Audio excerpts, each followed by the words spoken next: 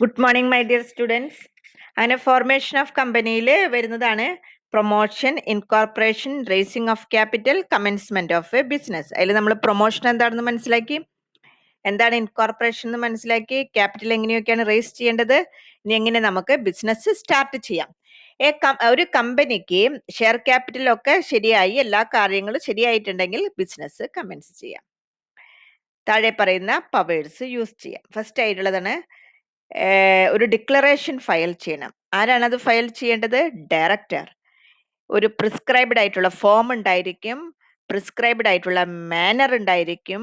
അത് വളരെയധികം വെരിഫൈ ചെയ്തുകൊണ്ട് രജിസ്ട്രാർക്ക് എല്ലാ സബ്സ്ക്രൈബറെ കുറിച്ചും മെമ്മോറാണ്ടത്തിന്റെയും ഷെയർസിന്റെ പെയ്ഡ് വാല്യൂ, അതോടൊപ്പം തന്നെ പെയ്ഡ് അപ്പ് ക്യാപിറ്റൽ എത്രയുണ്ട്, പെയ്ഡ് അപ്പ് ക്യാപിറ്റൽ മിനിമം എത്ര വേണമെന്നുണ്ട്. ഇവിടെ നോട്ട് ലെസ് ദാൻ 5 lakh ആണ് അത്രയുണ്ട് എന്നുള്ളത്. പബ്ലിക് കമ്പനി ആണെങ്കിൽ 1 lakh ആണ്, പ്രൈവറ്റ് കമ്പനി ആണെന്നുണ്ടെങ്കിൽ ഇതിനെയൊക്കെ എല്ലാതും കറക്റ്റ് ആണെന്നുള്ളൊരു ഡിക്ലറേഷൻ കൊടുക്കേണ്ടതാണ് ഡയറക്ടർ ബിസിനസ് സ്റ്റാർട്ട് ചെയ്യാൻ.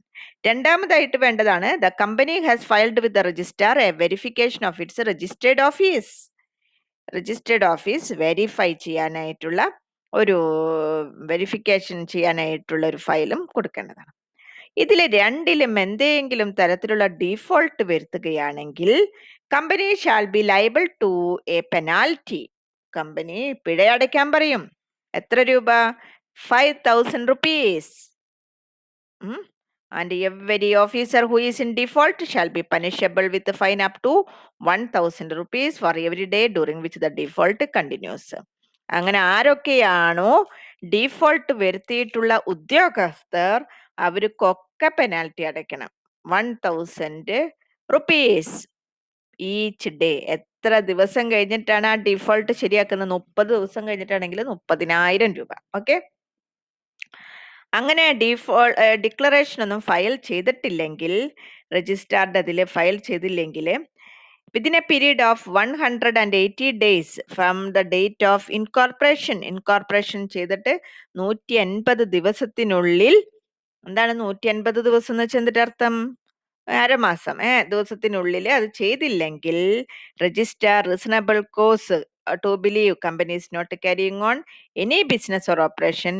അങ്ങനെ ഒരു ബിസിനസ്സും കമ്പനി നടത്തിയില്ലെങ്കിൽ രജിസ്ട്രാർ ഇനീഷ്യേറ്റീവ് എടുത്തിട്ട് കമ്പനിയുടെ പേര് റിമൂവ് ചെയ്യാനായിട്ടുള്ള പ്രാരംഭ നടപടികൾ ചെയ്യുന്നതായിരിക്കും. ഓക്കെ. അപ്പോൾ വേഗം തന്നെ ബിസിനസ് ചെയ്യണമെന്ന് ചുരുക്കം. അതാണ് കമൻസ്മെന്റ് ഓഫ് ബിസിനസ്. സെക്ഷൻ 11 ഇതിനെ കുറിച്ച് പറയുന്നു. ഇനി കമൻസ്മെന്റ് ഓഫ് ബിസിനസ്സിൽ നമ്മൾ പ്രത്യേകം പറഞ്ഞു രജിസ്റ്റേർഡ് ഓഫീസ് ഓഫ് ദി കമ്പനിയെ കുറിച്ചിട്ട്. അതായത് ഇൻകോർപ്പറേഷൻ ചെയ്ത് 30 ദിവസത്തിനുള്ളിൽ രജിസ്റ്റേർഡ് ഓഫീസ് എല്ലാ തരത്തിലും സെറ്റ് ആയിട്ടുണ്ടെന്ന് അറിയിക്കേണ്ടതാണ്. അതിനുള്ള കമ്മ്യൂണിക്കേഷൻസ് ഒക്കെ നടത്തേണ്ടതാണ്. കമ്പനി അതിനുള്ള എല്ലാ ഇൻഫോർമേഷനും ഫർണിഷ് ചെയ്യണം 30 days ഓഫ് ഇറ്റ്സ് ഇൻകോർപ്പറേഷനിൽ രജിസ്ട്രാറിന്റെ മുൻപ്. എല്ലാ കമ്പനിയും പെയിന്റ് ചെയ്യുകയോ അല്ലെങ്കിൽ അഫിക്സ് ചെയ്യുകയോ കമ്പനിയുടെ പേര്, അഡ്രസ്സ്, അതുപോലെ തന്നെ ഔട്ട്സൈഡ് ഓഫീസിലും പ്ലേസ് ഓഫ് ബിസിനസ് എവിടെയാണെന്നുള്ളതും ഏത് ലാംഗ്വേജിലാണ് എല്ലാവർക്കും ലൊക്കാലിറ്റിയിലുള്ള എല്ലാവർക്കും മനസ്സിലാകുന്ന ഭാഷയിൽ അത് എഴുതേണ്ടതാണ്.